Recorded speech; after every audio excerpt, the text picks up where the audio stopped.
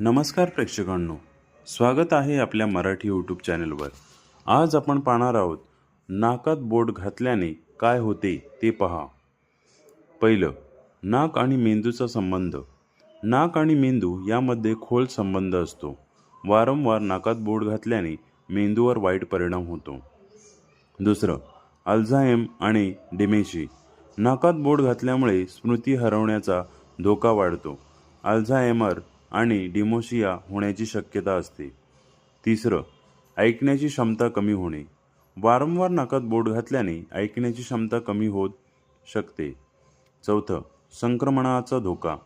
या सवयीमुळे बॅक्टेरिया आणि विषाणू पसरतात, त्यामुळे संसर्ग होण्याचा धोका वाढतो। पाचवा, सवयीला लवकर सोडा। या सवयीमुळे होणारे आजार टाळण्यासाठी लगेच सावध व्हा। ही माहिती इतरांपर्यंत पोहोचवा। तुमच्या सर्व मित्रमैत्रिणी व नातेवाईकांना नक्की पाठवा, कारण अशाच नवनवीन व्हिडिओसाठी आपल्या चॅनलला लाईक, सबस्क्राईब, शेअर आणि कमेंट्स करायला नक्की विसरू नका। धन्यवाद।